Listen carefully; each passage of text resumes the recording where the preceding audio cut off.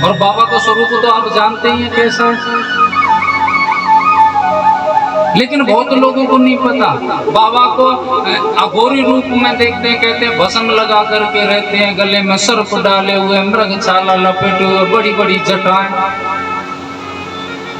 एक दिन जो महादेव के छोटे पुत्र है ना गणेश जी, सब जानते हैं, इन्होंने एक बार पूछा था साहब भोलेनाथ से, बोले पिताजी आप इस भेष में क्यों रहते हो,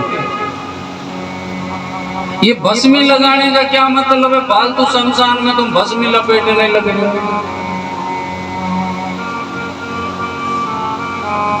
ये गले में मुंड माला, सिर पे चंद्रमा, सर्प, मृगछाला, ये कोई भेष है आपका? जैसे और लोग रहते हैं, नारायण मामा जी को देख लो, कितने सुंदर लगते हैं, कितने बन ढन करके रहते हैं।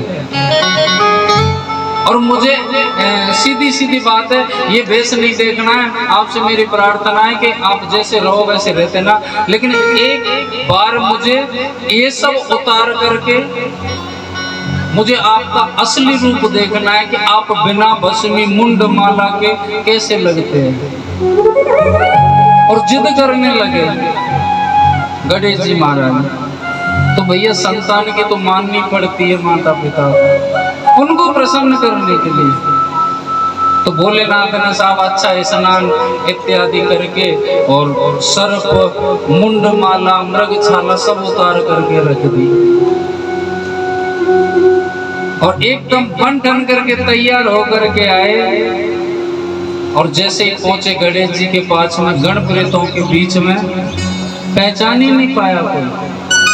सब देखते रह गए, बोले इतना सुंदर हमने कभी देखा ही नहीं। कहते वो स्वरूप ऐसा था कि हजारों कामदेव भी उस समय फैल थे, इतना सुंदर नारायण का स्वरूप फीका पड़ गया साहब। और आकर के बोले कि गजानंद तो देखना चाहता ना, ले देख देख मैं कैसा लगता हूँ बिना मुंड माला के, बिना भस्मी के। गणेश जी की आंखें खुली की खुली रहेगी, हाथ जोड़ करके बोले पिताजी एक काम करो, आप अपने उसी रूप में रहो, हमें नहीं देखना। क्यों, अच्छा नहीं लग रहा?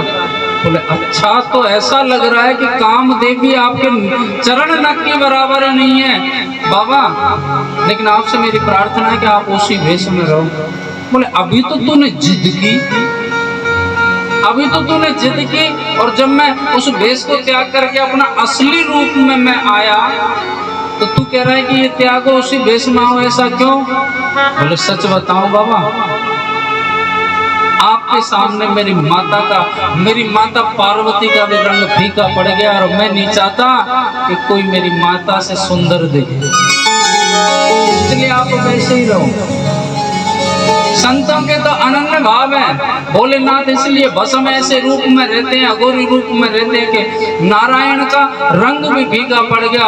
महादेव को लगता है कि कहीं ऐसा ना हो कि मेरे इष्ट का मनोबल गिर जाए मेरे रूप को देख करके, लोगों के मन में शंका ना आ जाए कि भगत इतना सुंदर है और उनका भगवान देखो कैसा है। जबकि नारायण और शिव एक दूसरे को अपना भगवान मानते हैं, ऐसी अलौकिक लीला है इनकी।